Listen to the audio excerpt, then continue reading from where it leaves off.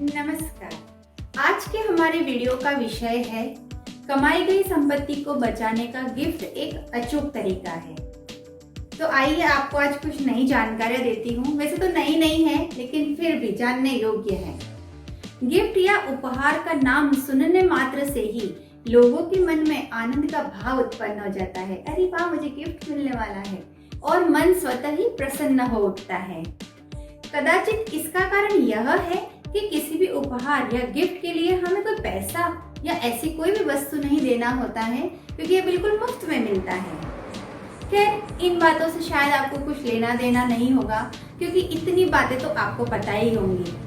हम अब तक कुछ नया तो नहीं बताए हैं, हमने अभी तक कुछ नया नहीं बताया है, पर अब जरा ध्यान देंगे, क्योंकि अब हम आपको जो बताने जा रहे हैं वह काफी काम की जानकारी है। सच है कि हमारे दैनिक जीवन में ऐसे गिफ्ट या उपहार का लेना देना तो चलता रहता है, आम बात है, जिस पर कोई खास ध्यान देने की जरूरत नहीं होती है। पर जब हम किसी अचल संपत्ति की उपहार देने की बात करते हैं तो यह काफी महत्वपूर्ण हो जाता है कि इसकी वजह यह भी है क्योंकि इसे तरीके से नहीं किया गया तो यह डिस्प्यूट हो सकता है, और यह किसी भी डिस्प्यूट को जन्म दे सकता है, मतलब आपसी झगड़े भी करवा सकता है और बात कोर्ट तक पहुंच सकती है। इस तरह से खामखा लोग एक लंबी परेशानी में फंस सकते हैं, इसलिए इस विषय पर जानकारी होना जरूरी है। तो हम इस वीडियो के माध्यम से आपको बताएंगे कि अगर कोई आपको गिफ्ट दे तो क्या करना चाहिए। पहली बात, गिफ्ट के संबंध में कानूनी प्रावधान की चर्चा ट्रांसफर ऑफ प्रॉपर्टी एक्ट 1882 के सेक्शन 122 से 129 में दिया गया है। चलिए अब आगे देखते हैं कि गिफ्ट के संबंध में क्या क्या बातें हैं जो आप सभी को जाननी चाहिए। पहली बात, गिफ्ट किसी भी चल या अचल संपत्ति का हो सकता है। दूसरी बात, गिफ्ट देने वाला यह गिफ्ट बिल्कुल अपनी मर्जी से, मतलब बिना किसी दबाव और बिना किसी मूल्य प्राप्ति के आशय से दे रहा हो। तीसरी बात, जिसे गिफ्ट दिया जा रहा है उसे भी यह गिफ्ट को स्वीकृति देनी होगी। उसके पास उसके साथ कोई जोर जबरदस्ती नहीं है, वह चाहे तो मना भी कर सकता है। पर हाँ, अगर वह ना ही हाँ बोलता है तो ना ही ना, ऐसे केस में या तो वह हाँ भी नहीं बोल रहा है और ना भी नहीं बोल रहा है, तो ऐसे केस में बाद में हाँ या ना कह सकता है। पर एक बात और ध्यान में रखें कि गिफ्ट देने वाला गिफ्ट देने वाले के जीवन काल में स्वीकार करना होगा।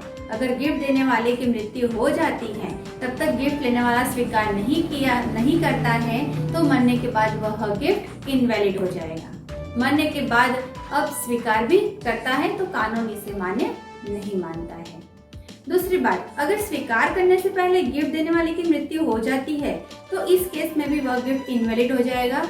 मतलब यह कि गिफ्ट का लेना देना गिफ्ट के लेने देने वाले दोनों के ही जीवन काल में पूरी तरह से पूरा हो जाना चाहिए, नहीं तो यह इनवैलिड हो जाएगा।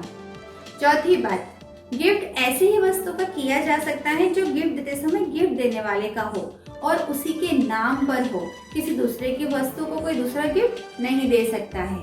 जैसे कि पिता की संपत्ति को उसका पुत्र या पुत्री किसी तीसरे को गिफ्ट नहीं कर सकते हैं। और इसके अलावा किसी ऐसी भी वस्तु का गिफ्ट नहीं दिया जा सकता जो भविष्य में खरीदा जाएगा या मिलेगा। जैसे कि एक फ्लैट खरीदने वाले हैं, यह आपको मिलने वाला है, तो ऐसे वस्तु को आप गिफ्ट किसी को दे नहीं सकते हैं। अगर ऐसा करते हैं तो यह इनवैलिड होगा।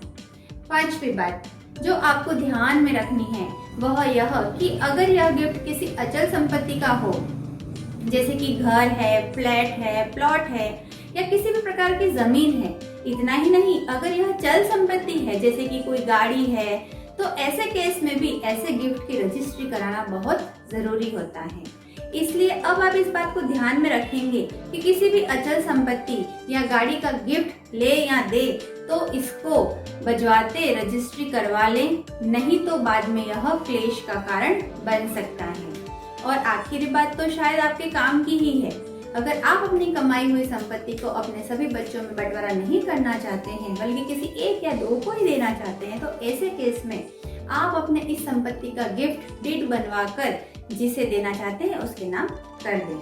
ऐसा करने से आपकी इच्छा भी पूरी हो जाएगी और भविष्य में होने वाले क्लेश को भी रोक सकते हैं। खैर, अब हम समझते हैं कि आपको गिफ्ट क्या होता है, इसका लेन देन कैसे किया जाता है, अच्छी तरह से समझ में आ गया होगा। फिर भी अगर आपको कोई कंफ्यूजन है या कोई बात समझ में नहीं आई है और फिर भी कोई गिफ्ट डिड बनवाना चाहते हैं तो आप हमें नीचे दिए हुए नंबर पर कांटेक्ट कर सकते हैं।